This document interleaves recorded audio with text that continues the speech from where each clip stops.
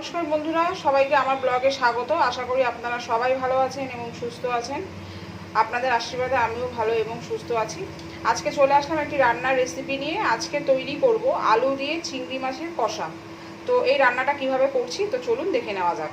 চিংড়ি কষার জন্য আমি এই চিংড়ি মাছগুলো নিয়ে নিয়েছি, এরকম সাইজের চিংড়ি। এবার এইগুলোকে ভালো করে কেটে ধুয়ে পরিষ্কার করে নিতে হবে। স্পাইসি চিংড়ি কষা করার জন্য আমি চিংড়ি মাছগুলোকে ভালো করে কেটে ধুয়ে নুন হলুদ মাখিয়ে নিয়েছি। আর এখানে নিয়েছি আলু, এরকম সাইজ করে কেটে নিয়েছি আলুগুলো, এই যে এরকম সাইজ করে কিউব কিউব করে। আর নিয়েছি পেঁয়াজ কুচি, এখানে নিয়েছি আদা, রসুন, কাঁচা লঙ্কা, আর এখানে আছে টমেটো কুচি। আদা, রসুন আর কাঁচা লঙ্কা এটাকে আমি পেস্ট করে নেব। আদা, রসুন, কাঁচা লঙ্কা এবং টমেটো একসাথে পেস্ট করে নিয়েছি। তেল দিয়ে দিয়েছি, তেল গরম হয়ে গেছে। আমি এবার এই আলুগুলোকে ভালো করে ভেজে নেব। ভালো করে আলুগুলোকে ভেজে নিতে হবে।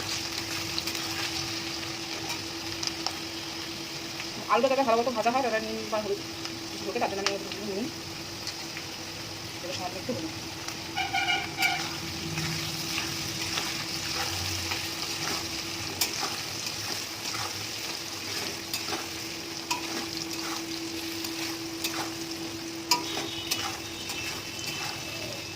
ভালো করে ভেজে এখানে তুলে নিয়েছি। এরপর এই তেলেই আমি মাছগুলোকে ভেজে নেব।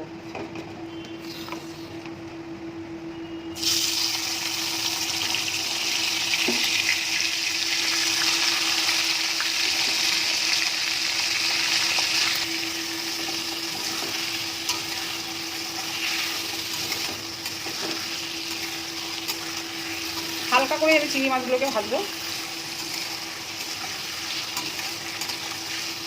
মাছগুলো আমার ভালো মতো ভাজা হয়ে গেছে। এবার এগুলো আমি তুলে দেবো।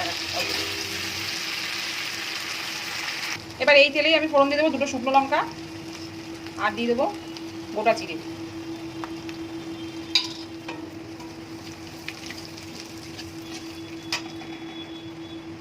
এরপর আমি দিয়ে দেবো এতে পেঁয়াজ কুচি।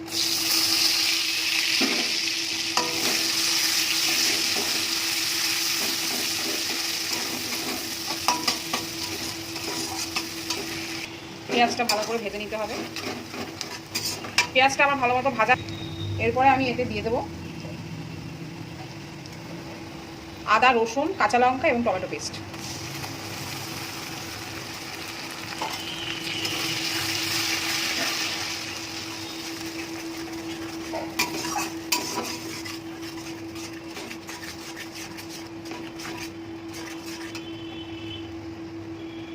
মশলাটা আমার ভালো মতো ভাজা হয়ে গেছে, আদা রসুনের কাঁচা গন্ধটা সরে গেছে।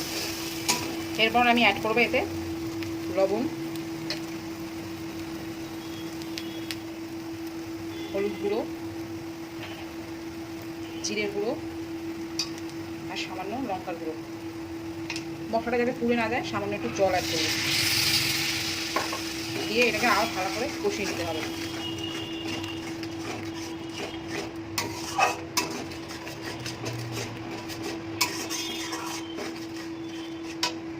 মশলাটা আমার ভালো মতো ভাজা হয়ে গেছে দেখুন। এরপরে আমি এর মধ্যে দিয়ে দেবো আলু, ভেজে রাখা আলুগুলো আমি সবের মধ্যে দিয়ে দেবো।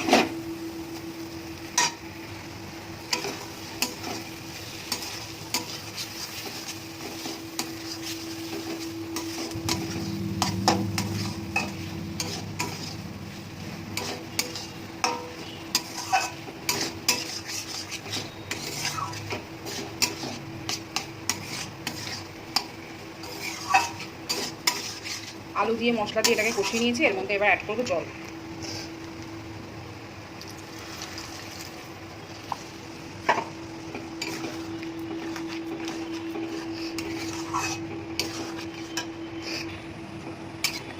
এবার এটাকে আমি একটু ফুটতে দেবো। ঝোলটা ফুটে উঠলেই এরপরে আমি এতে চিংড়ি মাছ দেবো। ঢেকে দেবো 2 মিনিটের জন্য। 2 মিনিট পর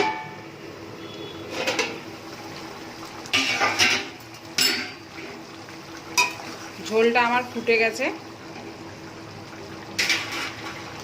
এরপরে আমি এর মধ্যে ভেজে রাখা চিংড়ি মাছগুলো দিয়ে দেবো।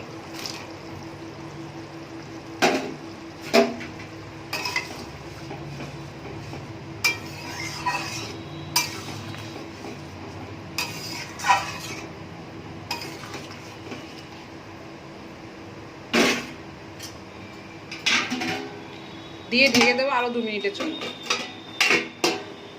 2 মিনিট পর দেখে নেব।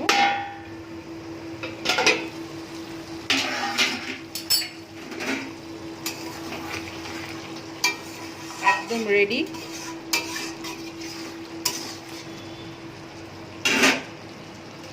এরপর শাহি গরম মশলা আছে, সামান্য শাহি গরম মশলা দেব।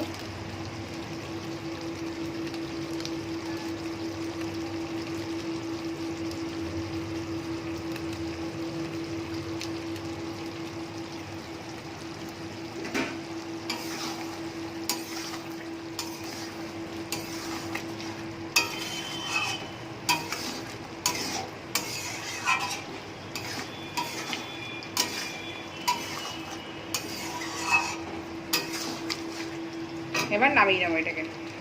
তৈরি হয়ে গেছে আমার আলু দিয়ে চিংড়ি কষা। তো এই রেসিপিটা আপনাদের যদি ভালো লেগে থাকে অবশ্যই বাড়িতে একবার ট্রাই করে দেখতে পারেন, আশা করি আপনাদেরও ভালো লাগবে। আর আজকে এই রেসিপিটা আপনাদের কেমন লাগলো অতি অবশ্যই কমেন্ট এবং শেয়ার করার অনুরোধ রইল। ভালো লাগলে অবশ্যই লাইক করবেন। সবাই ভালো থাকবেন, সুস্থ থাকবেন। আজকের মতো টাটা।